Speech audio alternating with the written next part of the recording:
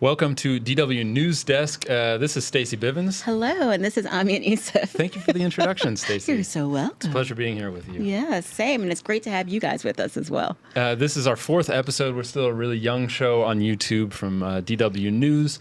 Every week we take on a big news topic. We try to stay as relevant as possible so that you guys can get engaged. And this week we're talking about who is profiting off of the fuel crisis. We're, of course, going to be talking about Putin and Russia and Saudi Arabia and Qatar, but we're looking also at the profits by major oil companies.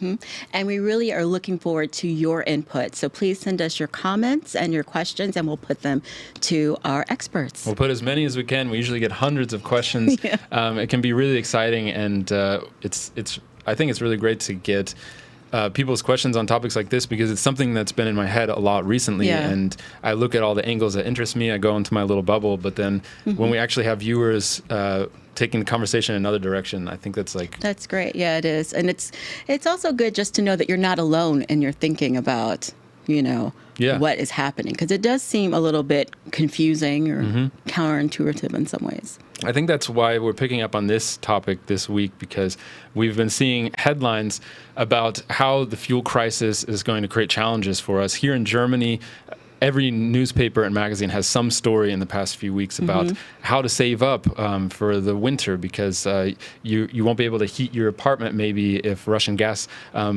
continues to be at a trickle. We're getting something like 20% of the gas we were getting last year at this point through the Nord Stream 1 pipeline. And so, there's a lot of worry about what it's going to be like this winter. I know in the U.S., gas prices have gone up so high that a lot of businesses have had to manage that. They've had to, just to fill up your tank is costing like 40, 50. I don't know. I haven't been there in a while, but it's a lot of money. It's causing a lot of worry. I have a sister who has an electric car, and she drives by the gas stations and takes pictures and sends them to everybody on social media. Look at this insanity, but look at, I'm saving money. You know? But not everybody can do that. Yeah, and it just seems like one crisis after another. So you're having all these headlines that's making me anxious for one. But on the other hand, you have the second quarter profits coming in from big energy companies like BP and Shell. And that tells a different story about some people and how they're experiencing this crisis. If you could share my screen, this is a tweet from Greenpeace today reacting to BP's announcement of record profits, highest in 14 years. They say a tale of two headlines. Oil and gas bosses are getting richer while the rest of us face skyrocketing energy bills. Now, this isn't an endorsement of Greenpeace, but a lot of attention on Twitter has been focused on these headlines. I think just a week ago or so, a German energy company posted similar profits. Just to look at how much profit we're talking about here, just for perspective. If you could share my screen again. This is the oil company's profits in the second quarter of this year compared to 2021. So if you look at BP, which just posted theirs today, 2021 was $2.8 billion in the second quarter, and 2022, 8.5. But look at the bottom, ExxonMobil. 4.7 in 2021, almost 4 times that in 2022. That's $17.9 billion. So it's amazing. This is incredible for them and for their shareholders. And I think a lot of people have noticed, why are we in a crisis? That's just over 3 months. Yeah, right. Yeah, it's just one quarter. It's really remarkable. And as I was saying earlier, the math ain't mathin', because you have these huge profits over here, and then you also have these huge prices that you and I and everybody else has to pay for. And so it's like, the question is, why isn't there more relief to regular people if these companies are making so much money? And since they don't seem to want to share the wealth, how can governments make them do so? And we're going to look at all sides of this question, like what is the economic explanation about why companies, what they're going to do with that profit, what the decisions that they've made for using that extra cash that they have right now. We're going to have some great guests. We have Professor Michael Manjuris, who's the chair of global management studies at Toronto Metropolitan University. He's an economist. He focuses on gas prices, so we can talk about that. We have Professor Miranda Schreuers. She is a professor of environment and climate policy at the Technical University of Munich, and her focus is more on what this will do to the climate movement. You know, we are in a crisis where fossil fuels, essentially, the price is skyrocketing. Some companies are making a profit off of that, but can the climate movement use this as a Can it moment? be an opportunity? To change to renewable resources. But yeah, we also have a great team here with us, don't we? Yes, we have our team surrounding us at the news desk. We have our strong leader, I do my best. Hannah Costigan, who's going to keep us in line and on time. We have Jonas Schroeder here, who's our engineer. I am told he does not like to be on television. I think it's because he's shy. I can tell you, I've confirmed that he is not a wanted criminal. He's just a shy person. And we have our desk reporter here. Hello, everyone. Dustin Himmerlein. It's so good to have you here. Hello. Thank you for having me. Welcome back from the holiday. Well, I just wanted to get some of your reaction to some of our community questions before we have our guests come on. We've had several people. It's Ecliptus, Stephen with no last name, TM, that are all saying that there's no fuel shortage, that it's just greed and price gouging. So I find that's it kind of feels that way. That is a good question. Is there actual shortage of fuel, or does this have some kind of economic cause that doesn't have to do with a shortage? Yeah. But I wanted to ask you this question from Champ Boy.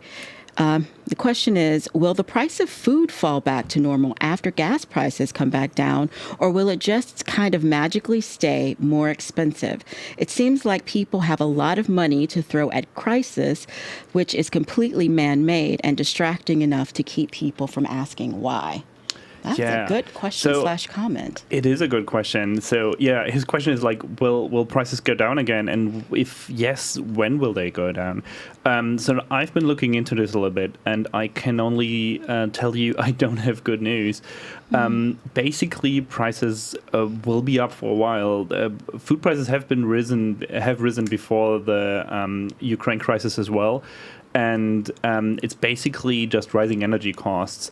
This, like, one good example is for producing fertilizer, you need ammonia, and for ammonia, you need natural gas. So if the natural gas price rises, fertilizer gets more expensive, and farmers have to pay more for fertilizer. And that makes produce more expensive. So, and these kinds of effects will probably not go away super quickly after the crisis, even if the crisis is over. So, yeah. I don't have good news. It might be we might have to live with higher food prices for a while, and it's not the farmers who are in this case, because I feel like that's a little bit what lies behind the question, right? Like, are people just rising prices and then just keeping the profit? But it's not the farmers or the people who have to raise prices who keep the money. It's the people who sell the gas that's needed that is needed to produce ammonia, to produce fertilizer, to produce produce, and there's other in costs is what you call it for farmers as well that are rising. Okay. And there's another comment I wanted to throw at you. Hashkala says, in Germany, the government is profiting from the crisis as more than 70% of the fuel prices are taxes. Is that true? 70%? No, it's not. That's the kind of question I'm at home at, because I was told I have to check facts on this show. So yes. I feel like that's why I'm like, yes, I fact to check. Yes. It's not as high. It's not 70%, but it is high taxes on fuel prices.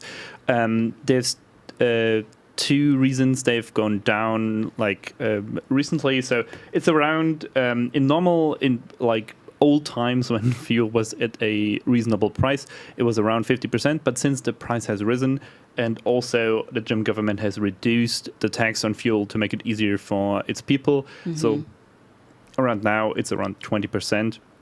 Before it was let's say around 40%. Oh, okay. And before that, it was maybe 50% at some point, but never was it 70%. So yeah, that's wrong. Yeah, I wanted to just pick up on something that Champ Boy said. It's my boy. I really liked how he phrased this, that crises are man-made and distracting enough to keep people from asking why. And I think that's the point of our show, right? I mean, that's why we really want to get into this, because a lot of these crises that we've been experiencing recently, the pandemic, the war in Ukraine, the fuel prices, food prices, all of these things, they come at us like a natural disaster. But obviously they're caused by humans, and they can be dealt with by humans. So when we see something like people not being able to pay for their own gas to heat their homes while there's profits somewhere else in the same society, under the same government, let's not get so distracted about, okay, how do we turn down our heat? And maybe we should have like a tent in our backyard with a little fire next to it or something like that. We want to ask also the bigger questions, like, is there a social solution? Is there a solution at the level of government that will kind of equalize the profits and the losses when you have a crisis like this? So it's just not like balancing things on the backs of people who are barely getting by. There has to be some kind of, or we're looking to see if there's some kind of solution where government can step in and do what it's supposed to do, which is help its citizens. Right, but we also want to get the perspective, hopefully from Michael Manjuris, who actually has a history working for fossil fuel companies. We want to get his perspective on what the fossil fuel companies, their justification for keeping the profits, whether or not they're going to reinvest them in expanding production so that the prices come down, things like this. But to give us the background on what this crisis actually means, the fuel crisis, because when we talk about it, it means something different for Americans, as it does for Germans, as it does for people in Sri Lanka or other places in the world. Right. So we want to bring in our very own Aaron Tilton from DW Business. He's going to be in the studio with us. Hi. He's also former Welcome. Moscow correspondent for DW. So he speaks fluent Russian, and he has experience reporting from Russia. And we want to talk about the history of this crisis. So if I may, I'm just going to throw a question at you. What are we talking about when we talk about fuel crisis? Well, basically, the situation we're seeing right now, here in Europe, in the United States, and actually around the world, is that oil prices and energy prices generally are shooting through the roof. I mean, it had its roots back in the pandemic. You have to remember when the pandemic was really in full swing and countries around the world were in lockdown. Of course, there wasn't as high a demand for gas and for oil, which is part of the reason that we saw the major producers ramping back their production. They started firing and furloughing their employees and generally scaling back production. That's because there was a glut on the market. I mean, oil prices were dropping to near historic lows. And of course, in a capitalist society, I mean, you can't give away your product for free and still make sure that the company is, a ship shape. So basically, then when the world started to reopen, when these countries left lockdown and certain economies started roaring back, basically you saw a situation where the demand increased much more quickly than the oil companies, the energy companies could keep up production. Of course, the law of supply and demand, if more people are demanding your product, that's going to cause prices to really raise quite dramatically, which is what we've seen. And we saw that up until the beginning part of this year. And then Ukraine happened. Then Vladimir Putin, the Kremlin, decided that they were going to invade or engage as what they like to call it, the special military operation in eastern Ukraine. And the result of that was because Russia is a net producer of oil, they're responsible for around 10% of the oil production on the planet. Well, Europe and the United States decided to sanction them. They cut them off from the energy markets to the best of their ability. That created more instability and helped to further drive up prices specifically. How does that, if they're only creating 10% of the world's oil, if they're producing that, why does that drive up the oil for people who maybe don't get that much oil from Russia? It helped drive up the world energy costs because 10%, while it's not 90%, it still is a market percent of the world oil production, and we were already looking at incredibly high prices before that. So it just helped to further exacerbate the situation, specifically here in Europe, because we're so dependent upon hydrocarbons that come out of the Russian Federation. Yeah, maybe, and also, sorry, I know we want to get to an audience question, but you're saying hydrocarbons because obviously we're talking about oil and gas, right? Yeah, exactly. We're not just talking about the price of oil here. The price of natural gas has shot up dramatically too. Also, this is especially difficult for us here in Germany because so much of our industry is dependent upon imports of Russian national gas and also our heating as well. And that's really causing massive difficulties here within Germany, but within the broader EU as well. So I have a question from our community. Actually, this is a comment, though. I would like to get your input on it. Boosted says, "Hi, everyone." And then he says, "I think that it will be better to lift up the sanctions imposed on Russia and everything else will be okay."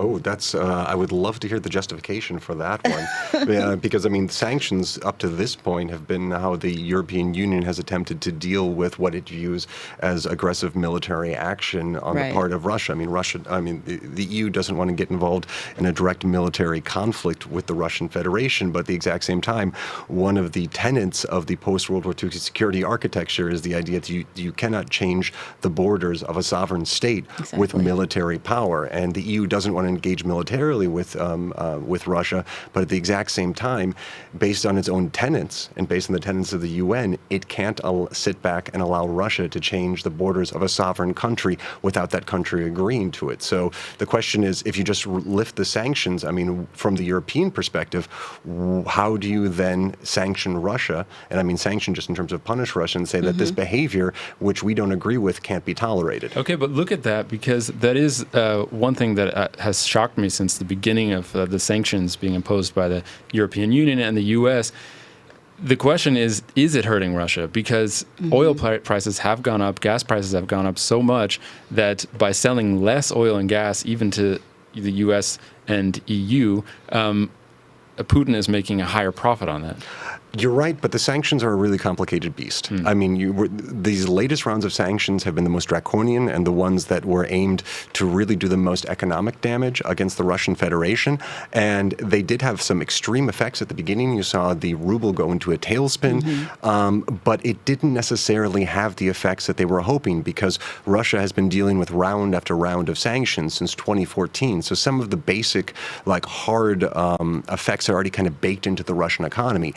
That being said, you have been seeing these sanctions have more and more effect on the Russian economy since we're moving forward. I mean, wages have started to decrease. It's been harder to get certain baseline products. You're starting to see right now a huge capital flight out of the country. You're seeing companies exiting left and right. Over 1,000 international companies have left the Russian Federation. If I'm not mistaken, they were responsible for around 40% of the gross domestic product of Russia. Tie onto that, these oil sanctions and while because the price of oil has gone up, Russia is making more money right now than it was at the start of the conflict or even before the conflict.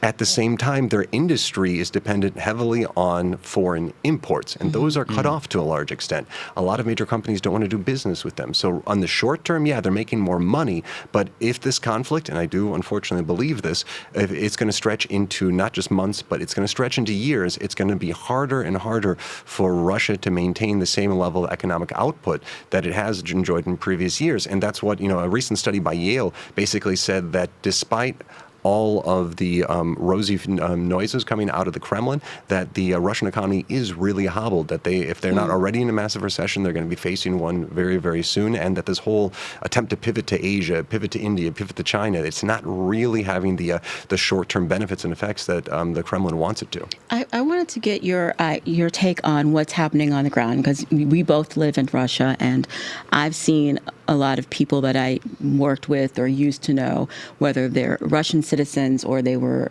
expats, that have left. And then there are some Russians who are very patriotic and they feel like this is a good war, that, for whatever reason. And then you have others that are just living life as if there is nothing happening. There is no war. There is no global economic crisis. What are you seeing there? How are these sanctions affecting people in Russia right now? I mean, just to be clear, you guys haven't been to Russia recently, right? Well, hey, to be fair, about a week before they kicked DW out of the country, I was actually there. Okay, so you have the freshest perspective. Oh yeah, I mean, I was bouncing back and forth between Berlin and Moscow for the better part of the last 8 years, and I was actually just back there right before they banned us as an organization from broadcasting there. I was actually supposed to get my visa and my accreditation for the country re-extended, and then it basically became a case of, oh well, I guess you can leave and don't bother coming back. In terms of the actual individual sanctions, I would say this: I think the original rounds of sanctions that were targeting the Russian government, we're talking 2014 onwards, I don't think they had nearly the amount of an effect that the West hoped, specifically because they were so gradual that the country was able to fairly quickly pivot to a more self-reliance. I mean, I did a lot of reporting on this in the early days, and you'd go into grocery stores and you talk to people there and they'd be like, what do you think of the sanctions? And they'd be like, sanctions? What sanctions? I mean, now we can buy our own products. They're different than the European products, but they're just as good. Right. The first couple of months it was a shock, but people got used to it fairly quickly. These new levels of sanctions are different because they're much broader and they're actually forcing a lot of major businesses to take a really hard look, at their bottom line and say, is it worth it to still do business in a country that, for for lack of a better term, has become an international pariah? I mean, is it worth making money here, or is it better to just pull our operations completely out to avoid getting hit with sanctions in our own countries?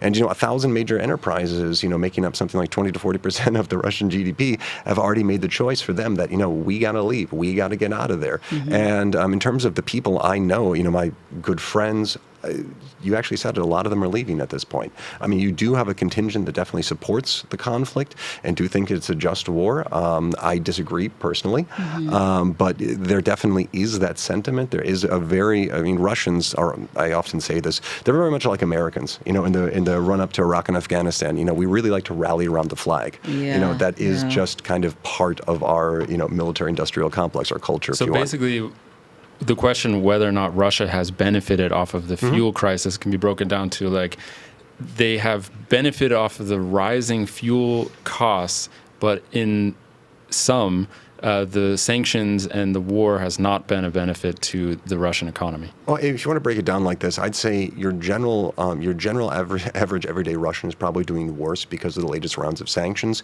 If you want to look at the government, though, and companies associated with the government, they're probably doing a little bit better because these type of economic sanctions, despite what a lot of people claim, do have a tendency to really kind of target civilians, target your average everyday person. They're the one who's going to notice that their food prices are shooting through the roof and that suddenly they can't do business.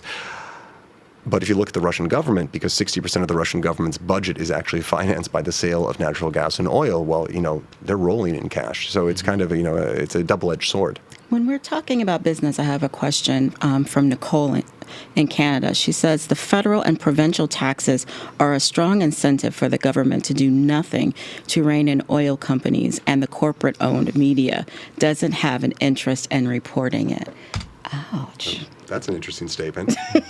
Yeah, but I mean, I also think it's kind of like, a little bit short-sighted after they said, well, granted, governments do make money off of taxes associated with, fuel and gas.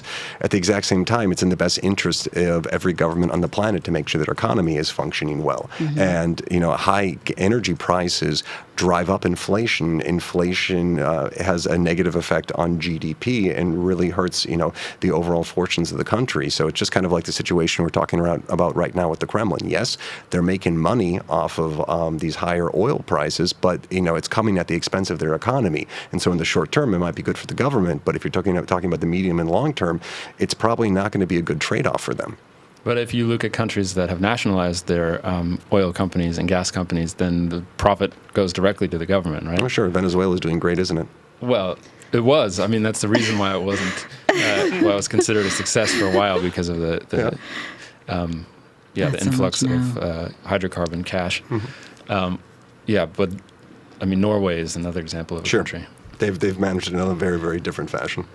Although, to be fair, I mean, that's also part of the reason that their sovereign wealth fund is also part of the reason that realty prices are shooting up around Europe, just like Denmark. But we can talk about that later. Yeah, we can have another show on that. And let's talk about big energy companies, too, in the West. I mean, it's not just Gazprom and Vladimir Putin who are profiting off of the rising cost of fuel. There's also... Let's show graphic again. Yeah, let's show that graphic again. If you can share my screen. Thank you, Janis. Maybe if you could just react to this, is this normal? Oh, it's definitely not normal. I mean, anytime you're talking about historic highs, it's definitely not a normal situation per definition. I mean, if I'm not mistaken, the 10 largest oil companies and energy companies right now, they're looking at, in just over 3 months' time, raking in $60 billion in profits. I mean, that's just an absolutely staggering figure. And of course, it's, because of these abnormally high oil prices. And if you can try to parse the numbers as much as you want to, but at the end of the day, it is the consumer who's paying for that. And I kind of keep coming back to this idea that when you're talking about throughout Germany, throughout Europe, throughout England, North America, people are talking about, becoming energy poor, saying that they're going to have to make some really hard decisions when it comes to heating their homes over the winter. And maybe they're going to have to cut back on their food budget. Are they going to have to, kind of tighten their belts and not make a lot of the big ticket purchases that they may have been planning? In the long term, that's likely to have a very scary effect on GDP, a very scary effect on growth growth in general. This is why we're probably going back into a recession. We're just in the point of getting out of the COVID recession that caused and the chaos on the markets there. And now we're in kind of another one where the fuel prices are provoking another recession. And it kind of worries me about this generation because, if we're talking about a generation that has incredible amount of economic shocks, you're talking about the Great Recession, then you had COVID, and now we have this too. It's really kind of spelling or painting a dismal picture for economic prospects. Do we have some questions that we could do like a little rapid fire thing? Yeah, we have from. Do you know about this, Aaron? No, so it's the first on time I've rapid I have no fire idea. situation. Hey, so cool. we're gonna just Pop quiz, pepper you with just a few questions, and you just take about 15 seconds to just answer to the. I don't do short. 15. Okay, 25 seconds. Okay, thank you. We'll try. I was going to say I can time you, and then if you're going over, I can be like, no, you have to stop. Okay, whatever. We'll just go for it. Okay, so let's see. Harik Krishnan says, isn't it ironic that while Europe has imposed sanctions on Russian crude oil and gas, they have received petrol and diesel from countries such as India made by cracking the same Russian crude? Cracking? Well, I mean... I'm not sure. Well, it definitely, there's...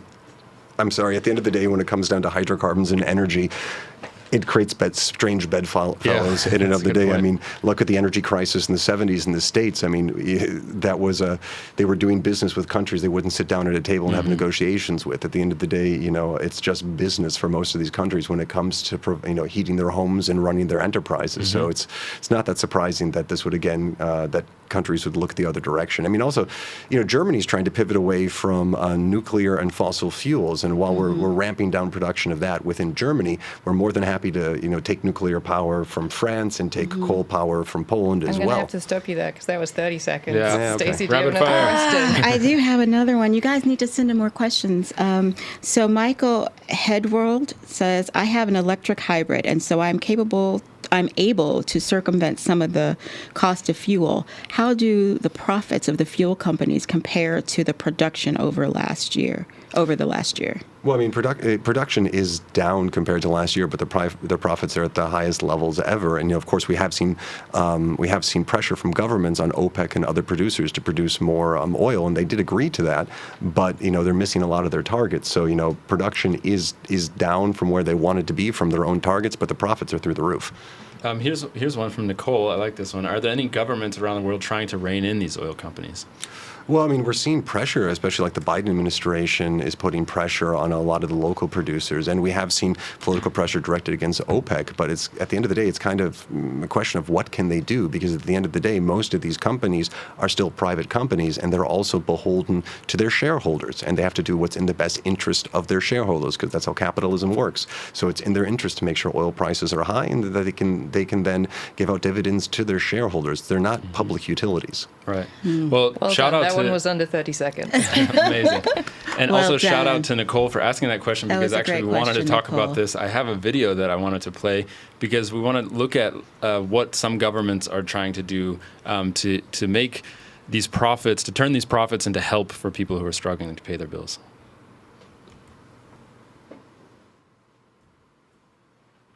The war in Ukraine has generated astronomical profits for a range of companies, from oil suppliers to fertilizer producers and arms makers. Now countries such as Italy want to tap into those excessive revenues. Essentially, it's a windfall tax for what you might call war profiteers. Das Prinzip wäre jetzt zu schauen, welche Unternehmen. It's based on the principle of looking at which companies have seen a substantial increase in profits in recent months, which means 2- or 3-fold since the crisis began. Im Vergleich zur Vorkrisensituation.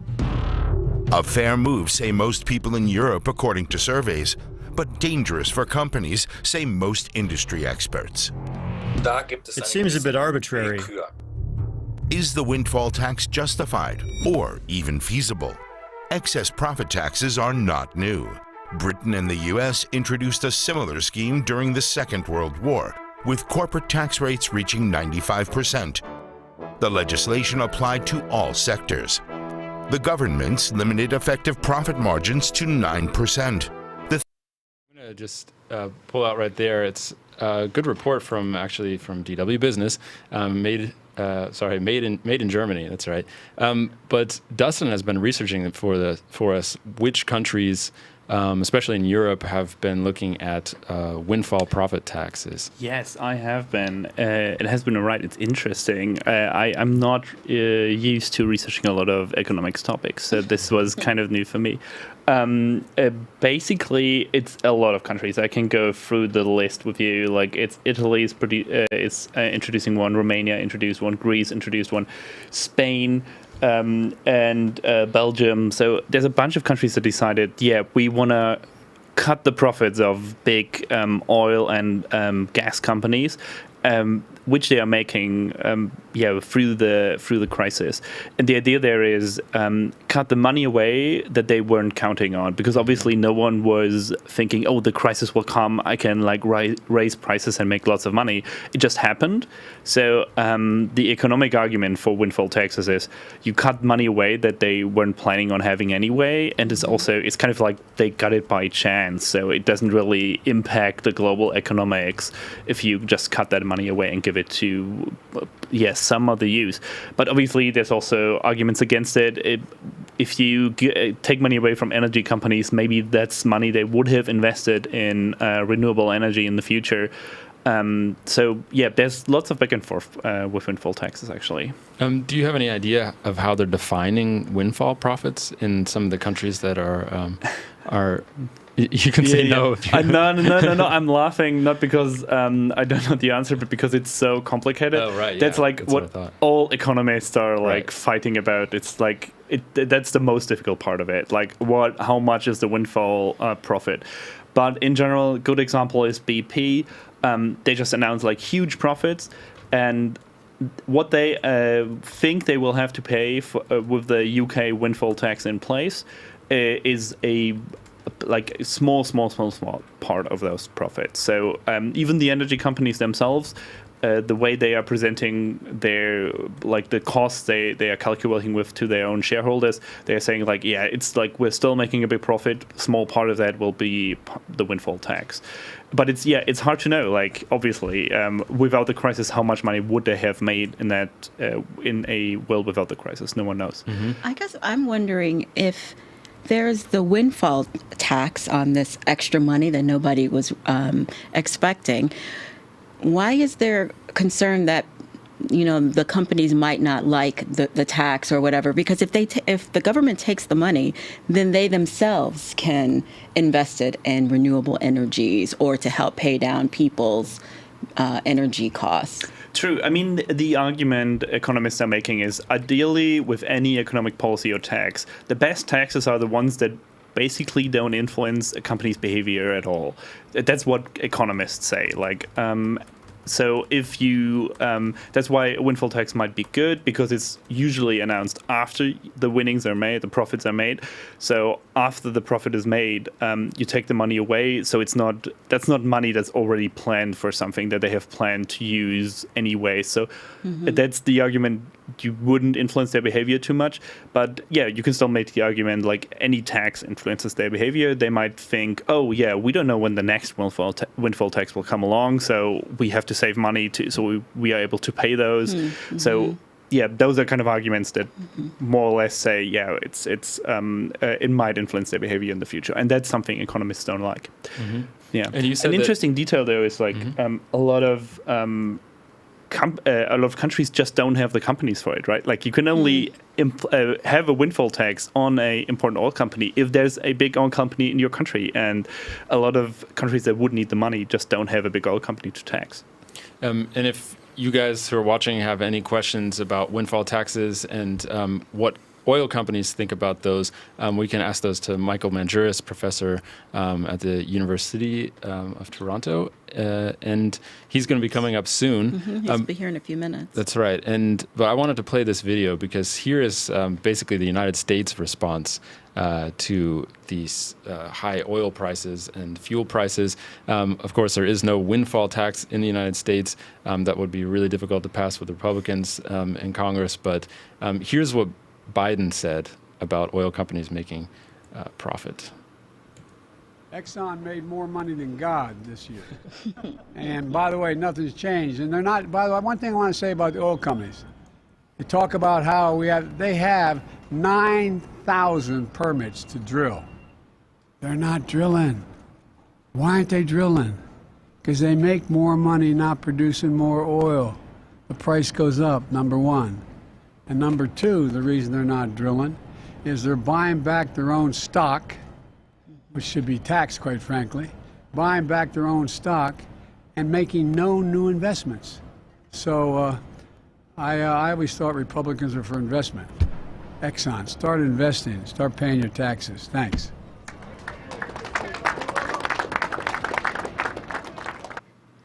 Yeah.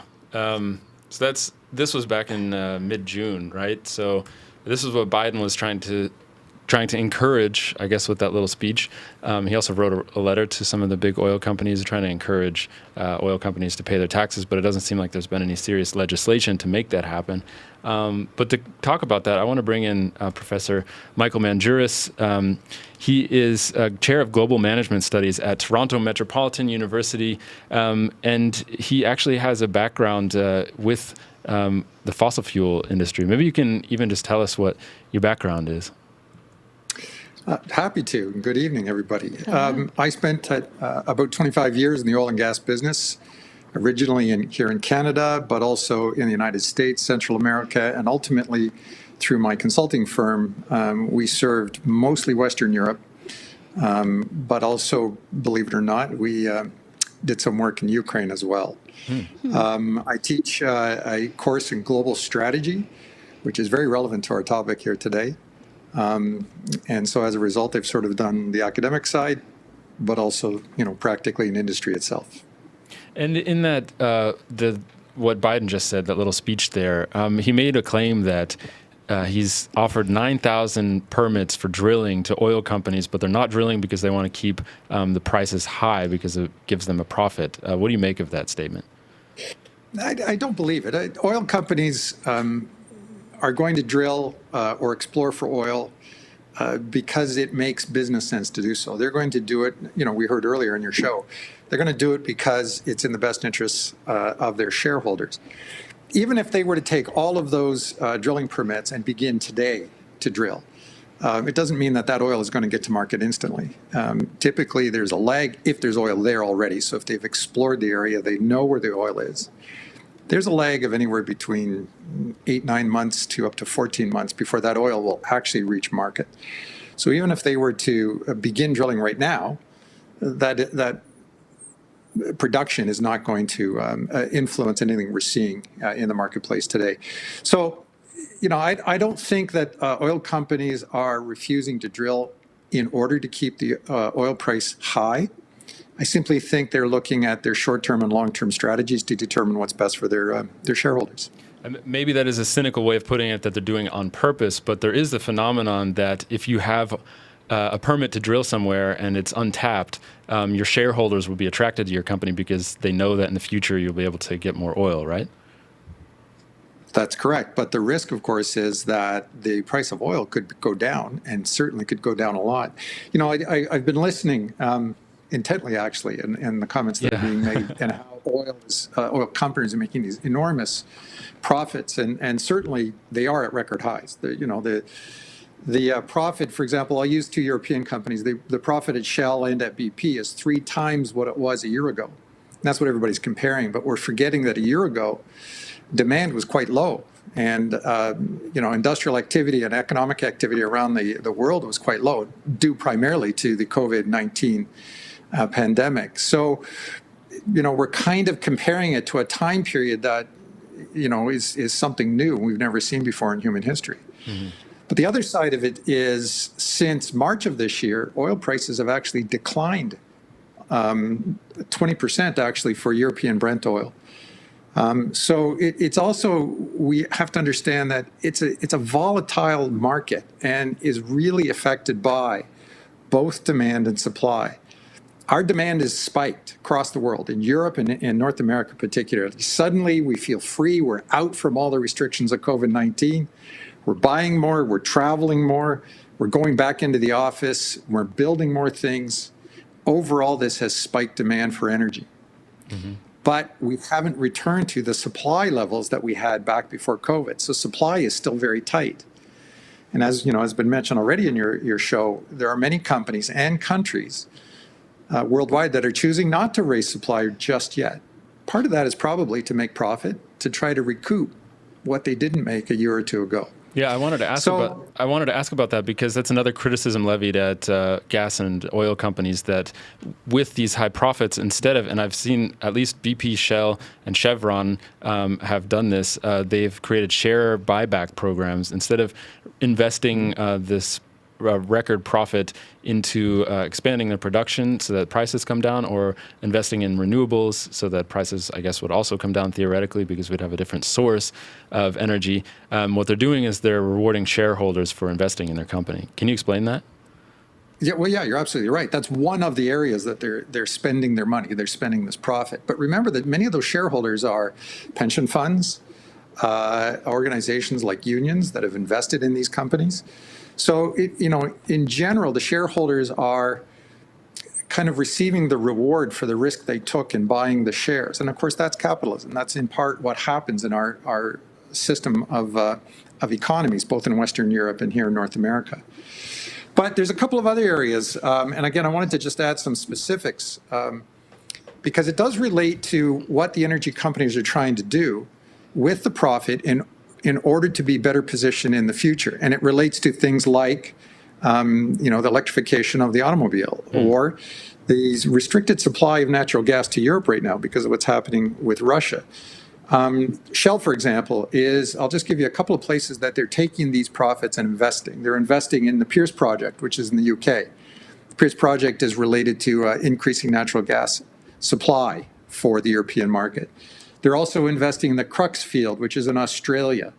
They're investing in the North Field expansion project, which is in Qatar. These are all different places in the world where Shell has decided they wanted to invest in these facilities to increase the supply of natural gas or increase the ability to change natural gas to a liquid form. And the reason you do that is because it's easier to get the natural gas to market. And therefore, there are more sources of natural gas for Europe other than just Russia. And so that's a strategy. That's a plan by Shell in the near future to try to increase the availability of natural gas to the European market. And they're using those profits that we've been talking about to try to invest in these projects to make it happen sooner. What, in your perspective, is the effect of a windfall tax? Very little. I actually have a number. One of your guests there had mentioned that for BP, the windfall tax was going to be very little or have very little impact on them. And according to the information that I have, the windfall tax in the UK and how it will be applied on BP is equivalent to 0.08%, so less than 1% of their profits. So it's very tiny. Mm-hmm. So the good news is it won't affect how BP behaves in terms of moving forward. But the bad news is it's not really having, I think, a desired effect. I mean, the conversation has been, gee, we should tax these big oil companies because that money goes to government, and then government will somehow use it better than the private enterprises. I'd like to see that. I'd like to see somebody show me the proof. Of course, if you were talking about share buyback programs, then the government wouldn't reward shareholders. They would use it to get families and workers out of the crisis. I mean, say what you want about the government's ability to manage funds, but it would definitely go to different people. So I'm not saying it's a bad thing. What I'm saying is, sure, I'm not saying it's a bad thing. I mean, I'm sitting here in Toronto, Canada, and we're very similar to the European governments. We're more conscious of the social fabric of our country, and therefore our government and the taxes we pay often go to social programs that are very similar to what you have in Europe. So I'm absolutely on your side when you say that.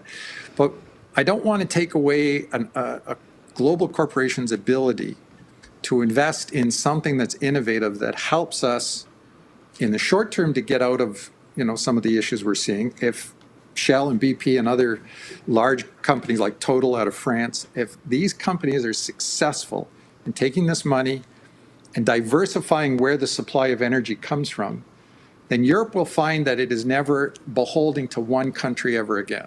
for example, Russia. So that's a good thing. If along, the ride, they make so much money that there's the ability to tax and take some of that to better support social programs. For example, one of the things that happens here in Canada is our provincial governments who apply a sales tax at the retail gasoline level. They've actually, because of all the money they're making, you guys mentioned that earlier on, because of all the money they're making, they've actually eliminated that sales tax for 6 months temporarily to try to offer relief directly to our citizens. And the price of gas here has declined about the equivalent of about €4 or €5 pennies per liter. But that's significant for many people in terms of filling up their gas tank here. So that's how our governments have kind of adjusted it. Not only are they looking at a windfall tax, they're also looking at ways to provide relief in sales tax areas, at least temporarily. And that's a good thing. Michael, I understand what you're saying about corporations taking advantage of capitalism and being able to diversify and use money in different ways to help targeted people. The problem is, as a person, a regular person sitting here, we aren't seeing that. What we are seeing is that we're getting pinched at the pump. And what we're seeing in Germany is that we are being asked to, curtail our energy usage so that we won't freeze in the winter. So as much as a lot of these companies talk about corporate responsibility, where is that? When will they put their money where their mouth is? Well, it's what Germany in particular, but certainly Western Europe overall, is really facing is the fact that your energy supply comes from typically one of three areas: Russia, Middle East, Northern Africa. And that we have conflict in all of these areas right now. So all the areas where you typically get your supply for energy is involved in some form of conflict, which is clearly putting pressure on the ability to supply. It's not that the supply isn't there, it's the ability to supply. So Russia is playing politics and reducing natural gas deliveries through the Nord Stream 1 pipeline, which typically is being used this time of year to fill up storage caverns in Europe so that you would have natural gas to heat your homes, et cetera, and have an abundance of it in the winter months. So there's some question whether that's going to happen. That's politics. Right. And that's why that uncertainty exists. Big corporate companies are looking for ways to offset that. The problem is there's no solution that's instant. You're right. It is politics, but it's also the companies aren't in a bubble where they don't have any influence on politics. They lobby these different governments to get what they want. So, well, that's correct. And one of the things, for example, that's being lobbied here is try and find ways to get our natural gas to the Atlantic coast in a liquefied form so we could put it in ships and send it to Europe. Because what we see, Canada's much like Russia, to be honest. We have, at least from the perspective of energy, perhaps hockey as well. But anyway, we have a large amount of oil. We're number 5 in the world. We have the world's largest known oil deposit. It's just mixed with sand. And in around that, we are also the world's number 3 producer of natural gas. The problem is it's in Western Canada. We have to get it to a coast to get it to you. Yeah. And so the large oil companies right now are lobbying our governments to provide us a better opportunity or a better way to do that in the short term. But unfortunately, nothing's instant, as I said earlier. Richard Lambert asks, Richard Lambert is commenting, and he asks, maybe we need a mandate that profits over a certain threshold must be used for research in alternative fuels or systems, as well as more drilling to obtain other sources. So what do you think about that idea, that over a certain threshold, then companies can use their own profits, but they have to use it for a certain reason to invest in other sources? Well, and that's absolutely right. We have that here in Canada in terms of our tax regime. So we have tax incentives where if over a certain profit, the energy companies, or indeed any company, so it could be Google, for example, any company can invest in certain areas of innovation that either lend themselves to renewable or to the reduction of fossil fuel use, either kind of approach. And it's a 100% tax write-off. So that's what our government does. There are parts in the United States, so it's not necessarily the federal level, but at the state level, that does the same kind of thing. I know that Ireland, there's the Republic of Ireland. Once again, they have very similar kinds of tax incentives. What we need is to see more of that sort of broad-based across Western Europe and indeed the Western Hemisphere. Michael, the Omega Dragon has a question. Thank you for your question, Omega. If these companies are supposedly investing in alternative energies, then why aren't we seeing things like power banks, solar panels, or other green energy initiatives to supplement energy needs? Well, we are. The problem is we're not seeing them scaled up, is what I call it. In other words, we're not seeing enough of them. And part of the problem of that is it's not just the oil companies. It's electric power companies. It's technical companies. Again, Tesla, Google, Microsoft, all of these companies could also be investing in the advancement of renewable energy, but also in a method of storing the energy. So batteries obviously come to mind, but other things as well. Once we can get to a threshold where we have economies of scale, we're making enough of them that the individual unit cost is much lower, we'll see a spike in demand for these things. You know, the electrification of the automobile, Americans like their pickup trucks.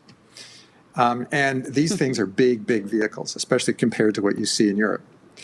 But Ford Motor Company has found a way to transition their pickup truck, the Ford F-150, to the Ford F-150 Lightning, which is totally electric. Problem is they don't have enough production capacity just yet to make them in sufficient numbers to meet the demand that's out there.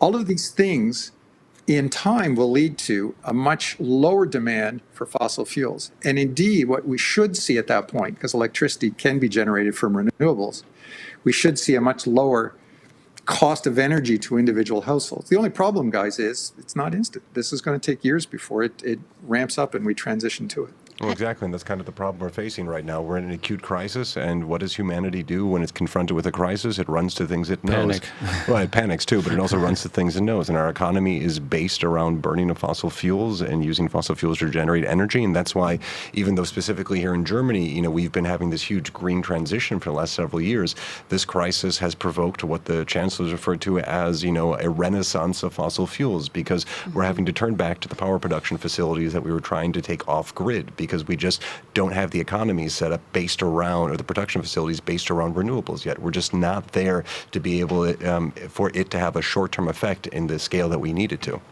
Well, I think we're going to have to leave the... Oh, sorry, did you want to respond to that real quick? I just wanted to say that's absolutely true. Humans are always happy to do what we're comfortable with, which is what we know, and we tend to resist change. I know I am.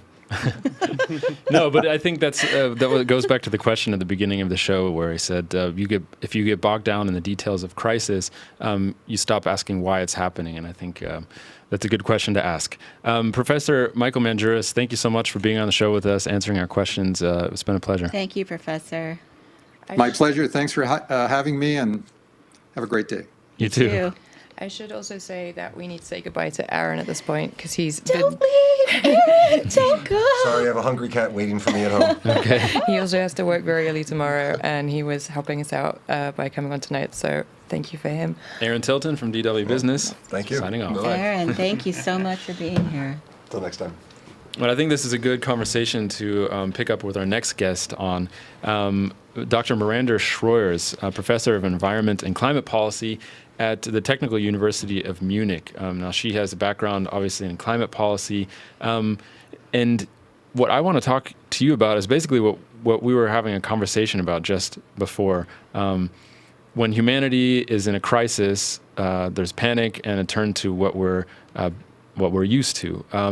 But you have said before that you see this as an opportunity to pivot toward energy, sources of energy that won't lead to so many crises in the future. Can you explain that? We've often seen in history that it takes crises to bring about rapid change. And that's exactly what we're seeing happening right now.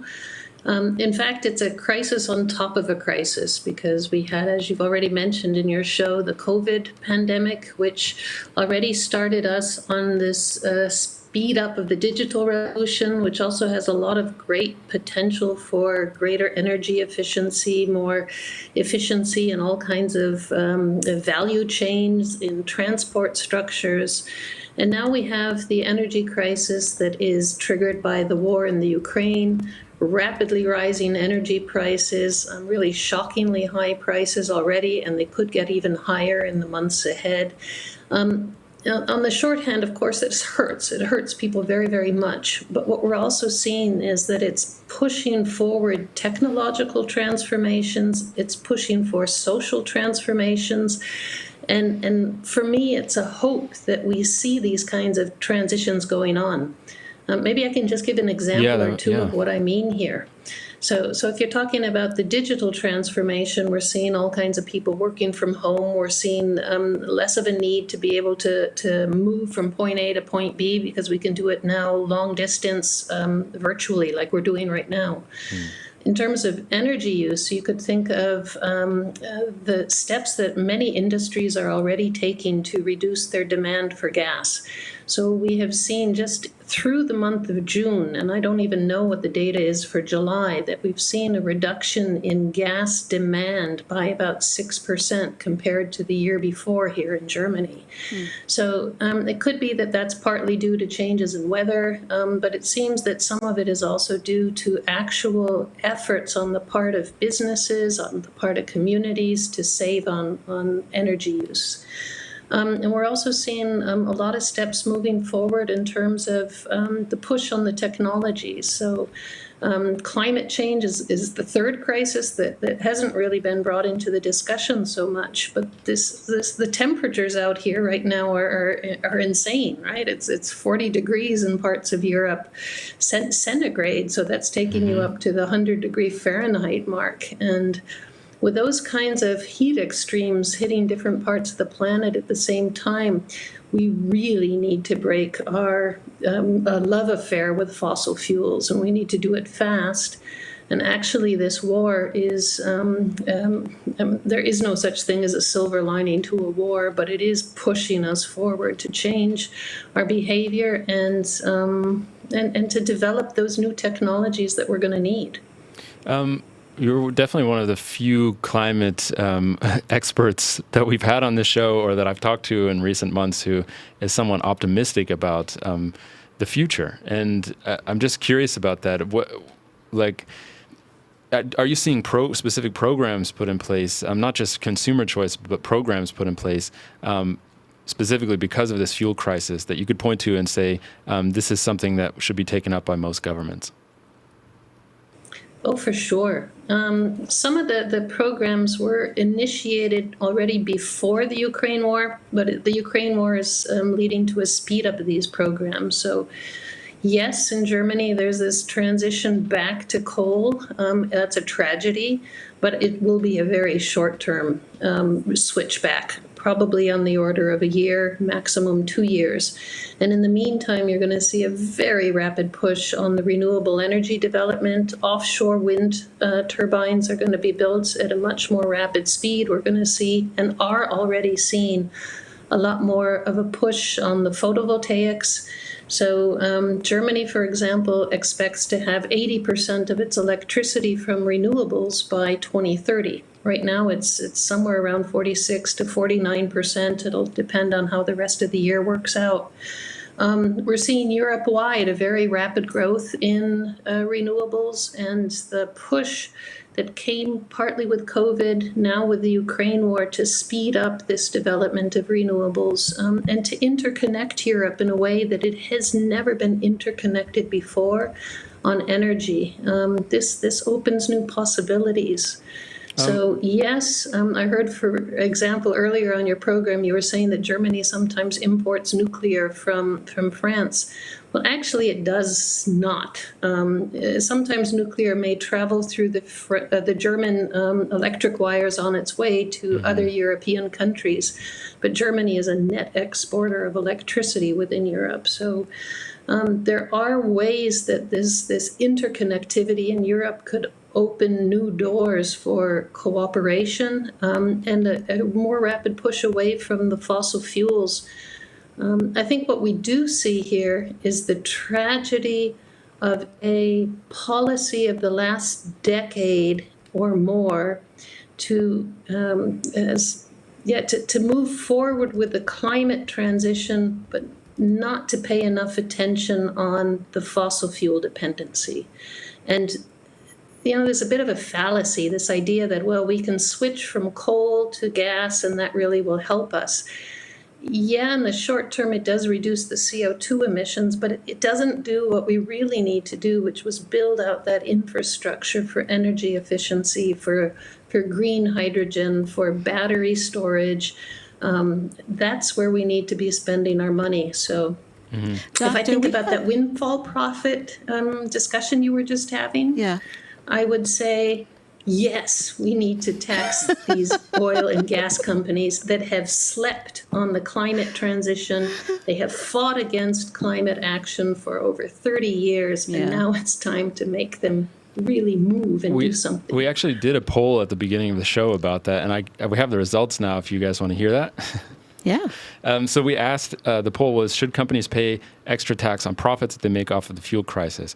So our responses, the options we gave were yes to go to renewable energy, yes to go to energy bills, no, and don't know. So the results are in 46% for yes for renewable energies. So I think that's what you just said your opinion was. Yes to go to energy bills was 29%. So if you put those two together, I don't do math, but it's over half. Dustin, what's 29 plus 46? 29 plus 46. That's I knew it. 75. Yeah, 75% said yes. So 13% said no, and 10% said don't know. So Can I just thank you for throwing the ball to me on that one? Like, I did it on purpose. Quick math. Thank you. The pressure of it all. So it looks like, at least among our community, it is popular to tax these profits, these windfall profits, and to spend it. I was very curious about what people thought that the windfall tax should go to, and it looks like there's a clear yes toward renewable energy, not necessarily energy bills, which is remarkable because that is basically saying, like, we'll make it through this winter, we can sacrifice. The most important thing is climate change, right? That's what I hear in this answer anyway. It's positive. Doctor, I have a question for you from Alex Costa. How can the investment in new coal power plants be negated within 2 years? Germany has been investing in coal power plants way before the war in Ukraine. Actually, Germany stopped its investment in new coal-fired power plants, in part as a reaction to a decision that was made several years ago to move on a phase-out of coal from, initially the date was to be 2038, then moved up to around 2030 with this new coalition government. Globally, we do, however, still have a problem, and we do still have new coal-fired power plants being built in different parts of the world. There is a big push right now to, for example, get India to stop building coal-fired power plants. China has made some commitments in this regard to stop financing coal-fired power plants in overseas development. But nevertheless, we still have coal-fired power plants being built at an incredibly rapid pace around the world, and we really need to get at this. Pierre Page is asking about nuclear. He says, why doesn't anyone speak about nuclear? It's the perfect option! Exclamation point. There are a lot of people who believe this, but if you ask me, I should say up front, I work on a commission that is bringing citizens' voices into the discussion about where do we find a high-level radioactive waste site in Germany. After decades and decades of conflict around nuclear energy, and then the whole question of where do you store that high-level radioactive waste that needs to be stored safely under German law for 1 million years. So, oh my goodness. So basically, if you say, well, let's do nuclear, you're basically saying we're going to shift from climate gases to another energy source that has a really difficult safety set of problems. And in addition, the whole question of what do you do with that high-level radioactive waste? And I think if you were to open that debate really wide here in Germany, you would lose a consensus that was established after the Fukushima nuclear accident that will allow us to move forward on finding such a site. But there's a lot of other reasons that would make going to nuclear hard. Safety tests for the nuclear facilities, question of where does the uranium come from? That's also imported from Russia. So it's a much more complicated question than many people realize. Just for me, I'm curious in terms of threats to the world that we live in now. The really big question that most people have is, what do we do about climate change? I mean, we did a talk last week. Our episode was about climate change, and a lot of climate scientists are saying it's now or never. Don't you think that that would justify a turn to an energy that is very powerful, that could quite quickly replace coal and other fossil fuels? Can you? I mean, at the risk of comparing threats, Yeah, the reason I'll say no is, one, it takes much too long to build nuclear power plants. The average nuclear power plant takes 10 to 15 years to build. We don't have 10 to 15 years. We need to be cutting emissions here and now. There's the safety questions associated with nuclear. Take a look at what's happening in the Ukraine, where missiles have landed on a nuclear facility, and where the Chernobyl nuclear site has been invaded by Russian military forces. There's a whole lot of questions about the safety of our current storage of nuclear waste around the world. There are no permanent storage sites in operation yet. Finland will have one shortly. But around the world, we have basically left the legacy wastes of nuclear for next generations to worry about. And we don't really know what that means. Will next generations be in a position to safely store this waste? Will there be wars that break out in the meantime that could lead to the kinds of potential threats of a missile falling right on a nuclear plant? I think those are questions that we haven't been thinking enough about. And the big reality is, take a look at what happened in Japan when you had the Fukushima nuclear crisis. They had to shut down all of their other nuclear facilities in order to do safety checks to make sure you wouldn't have that same kind of accident happen. That's a big challenge for a country like France. If France needs to shut down, for whatever crisis reason, a bunch of its plants, it's going to be in mega crisis mode because it gets so much of electricity from just this one source. So follow up on the nuclear question. Key V writes, we can use nuclear waste in other ways when it is finished in power plants. It still can be useful. Is that true? You know, there's people who are interested in a concept called transmutation, which is really more of a theoretical concept than a reality. So there is a certain amount of reprocessing that goes on of nuclear waste from power plants, so that you basically take a used fossil fuel rod and you reprocess the remaining uranium within it and use that in a subsequent fossil fuel facility. But eventually you still have high-level radioactive waste. And whether it's a small amount or a slightly larger amount, this stuff is incredibly radioactive, and we really don't have those long-term storage sites. So I understand why people are excited by the technology, but I think you should also recognize the fear that a lot of people have with this technology. I'm wondering if you can help me convince one of my Facebook friends, an older gentleman, that renewables are beneficial. And And I'm reminded of him because one of our people in the community here, Praveen Kurup, says, are renewables a sensible option for consistent large-scale grid supply to dense, high-demand urban environments? Because this man constantly writes me, because he saw our episode. Your friend. And, yes. And he says that there's no way that wind power, for example, can do the job that fossil fuels do. And so we just need more fossil fuels. How can you help me? What can I say to this person? I think something that really speaks to just how much potential there is for renewables, the amount of solar radiation that we get in, for example, the Sahara Desert would supply the entire world's energy use, even if we're just talking about a couple of hours of that time, if we can capture and storage it.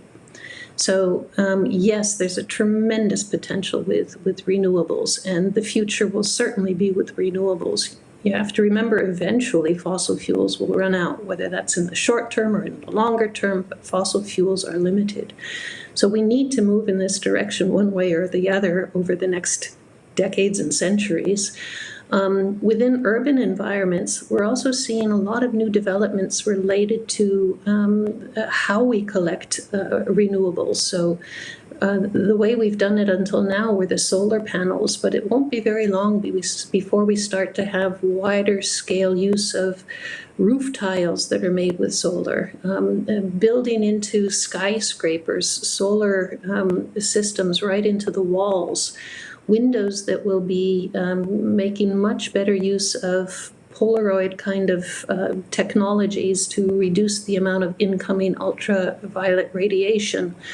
And through all these kind of technological developments, we're getting to the point where we can make passive housing a real option.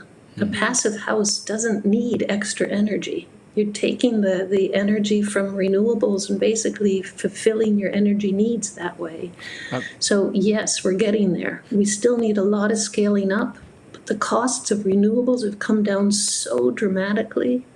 And just think about the fact that last year, China built more solar photovoltaic than Germany has over the last 15 years.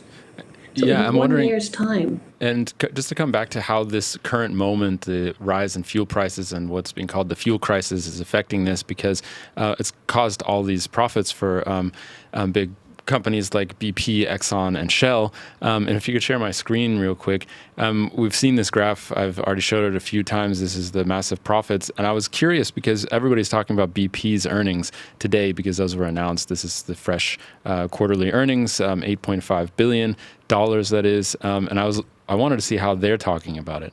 So this is BP's Twitter feed. So today we shared our 2Q results, but it doesn't say how much they made in profits, performing while transforming to green energy, obviously. And then if you scroll down, the wind power. If you scroll down some more, it's about gender equality and energy transition. This is about, I think, electric trucks. Yeah, an electric truck.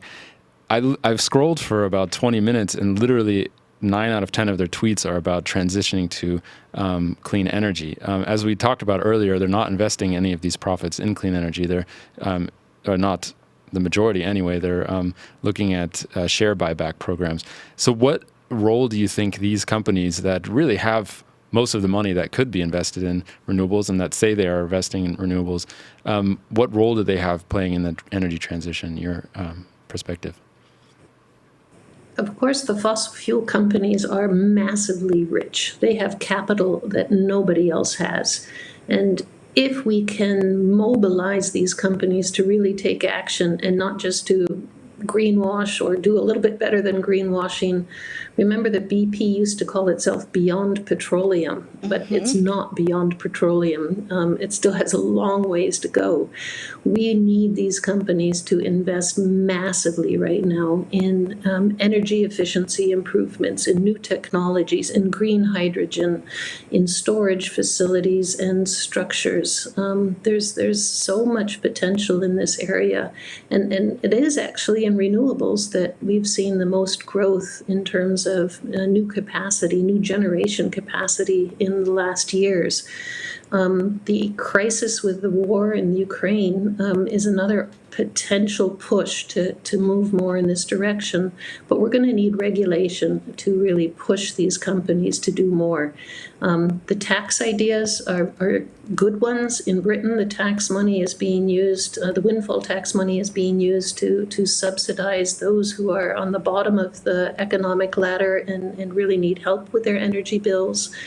I like what a lot of the people in the audience were saying, which is we really should have those windfall taxes being turned into money for climate action, for energy efficiency improvements, perhaps targeted first at those who really need the economic help the most. But we should be careful not to just spend this money in ways that don't help with a longer term and bigger crisis. The really big crisis around the corner, or it's already here, is climate change. And we still have a lot of work to do to get people out of their gas guzzling cars and to get people to change their heating systems to heat pumps and to move towards energy efficient building structures and codes. Stuff is happening, but there's a lot of work to still do. I have 2 rapid fire questions for you from our community, and that basically you just take 20 seconds to just quickly answer. The first is from Nicole, who says, "It seems to me that the primary obstacle to renewables is battery technology. Should we be funding that with these windfall taxes?" Yes, that would be a good way to spend some of these windfall taxes. Okay. Much less than 20 seconds. Yeah, and much faster than our friend Aaron Tilton. And then the next question is from Alan Perry, who says, "Cold fusion reactors, why are we not putting more resources into it?" We actually are putting quite a lot of resources into research in and around fusion technologies. But these are long-term technologies that are still unproven. And so what we know now is that temperatures are increasing. We have heat waves happening all over the place. We need action now. And that really means we need to be investing in the technological solutions that are already here. Well, we have so many more questions for you, but unfortunately we have to leave it there. It's been a pleasure talking to Dr. Miranda Schreuers from the Technical University of Munich. We appreciate you being on the show and playing along with answering the audience questions. Thank you so much. Great. Thank you very much. I've enjoyed it. And I have to say myself that I was surprised about the poll results. I mean, not super surprised. I knew that windfall taxes are very popular, even among people that are usually free market. Mm-hmm. They can see that, okay, if you make so much money just by accident, it's just not fair to keep all of that money. Yeah, it's just extra. But I was surprised to see that people were more interested in investing in renewables than helping consumers. Yeah, I think that's a surprising one because that's the main thing I expected. Like, I expected people say, oh yeah, it's take the money away from the big companies and just make my my life easier. Like, let me pay a little less for gas, because that's what we are all afraid of, or at least I am afraid of, the gas price that might come along soon. We were talking about this earlier, what we're going to do when it gets colder in winter if there's no more gas in Germany. And I think my plan is just to wear a lot of thermal underwear and sleep under 5 blankets. I think that's what you guys do in the UK anyway. In the US, we just turn up the thermostat and you guys are like, let me get my sweater. Oh, man. And a cuppa. And yeah, but just my hope for ending climate change, every time I go back to the U.S., just visiting friends' houses where in the summer they like to sleep with blankets on. Yeah. So they turn the air conditioning up so cold that they can sleep with a blanket on. I know.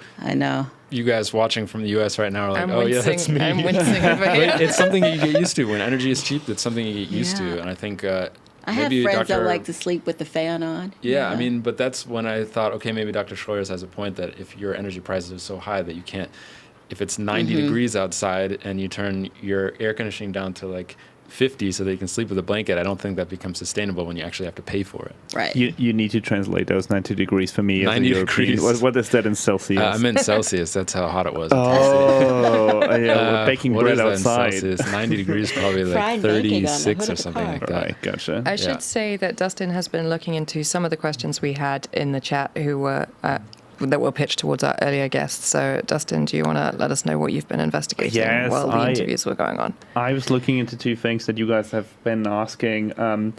First of all, I think it was Sue Neiman. She asked, who asked which question? Yeah, Sue Neiman asked about the auto industry, the German car industry.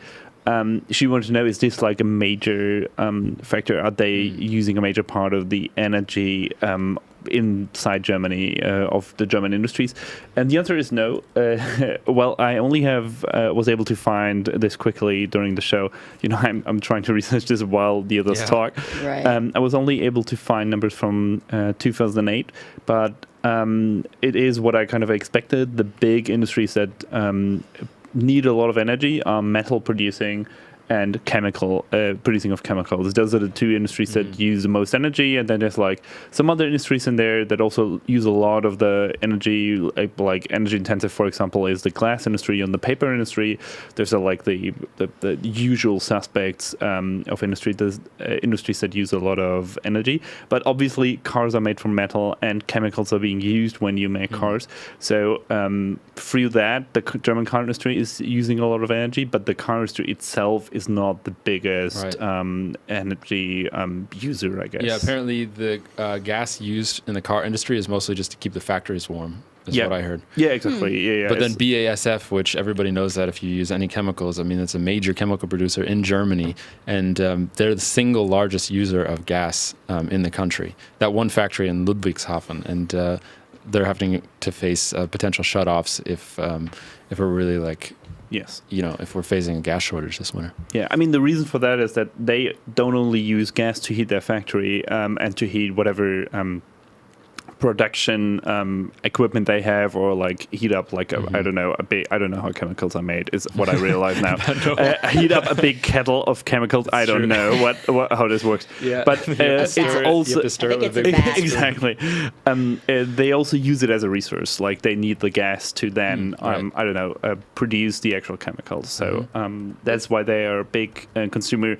And the metal industry, paper and glass industries, they need a lot of energy just because they have very big. Like if you want to melt metal, you need to make things very hot, and that's what you use energy for. Was there another question? Yes, there was one other question. Someone asked, would it make more sense? Hannah, can you help me out and find out who that was? Like I kind of forgot the name. Yeah, I will look up who someone asked, wouldn't it make more sense to have a lot of small companies instead of some big companies that dominate the oil industry? And actually, when I looked up what kind of percentage one company in the oil industry controls, what percentage of the market, they control small percentages. So all U.S. companies, like every U.S. company that trades oil, all of them come only to 14% of the market. And then all of the Russian companies come only to 13% of the market. Next is Saudi Arabian companies with 12%, Canadian with 5%, and Iraqi companies with 5%. So the market is split between a lot of companies. So they would need to work all together to, I don't know, have some impact or be able to like price gouge at some. Well, of course, you have level. OPEC that does. They do bring the different countries together to create.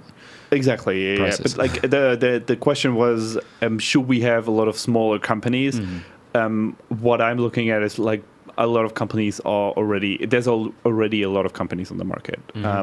There's still obviously they might be working together secretly, or like through OPEC even openly to hedge their bets, I guess. But it's not one company that controls all of it, or two or three. That was a question from the Omega Dragon, by the way. So thank you. Omega Dragon. I was thinking it was a good Omega name, Dragon. but I did forget. I love that name, and I thank you for your questions. Yeah, so and I just want to thank everybody for your questions today. It's been a great show. We always appreciate it when you guys are participating. We love that part of our show. And we're going to have to leave it there. And apologies for everybody we didn't get to respond to. But we're going to be here next week. We're here every week. Same time, same place, in this room. Right the news here, desk. yes. This is the news desk right here, 8 p.m. Central European time, 2 p.m. Eastern Standard Time. That's it from me. Stacey, last words? I'm just glad that you guys participated and had some really great questions for our guests, because, these people we were talking, they're very impressive. And so you want to have questions that, provoke some kind of a emotion, but also gives you more information. And so thank you guys for that. Yeah, we try to keep it a little controversial, but very smart, right? Yes. We got to keep it classy. Maybe we take this as like the new, headline for a show. A little controversial, but also smart. Yeah, that's our new tagline. Well, there's a suggestion in the chat that we should be making or buying lots of cats as blankets for the winter. Yeah, so. We are looking into new decoration for this set, so maybe we'll take that into account.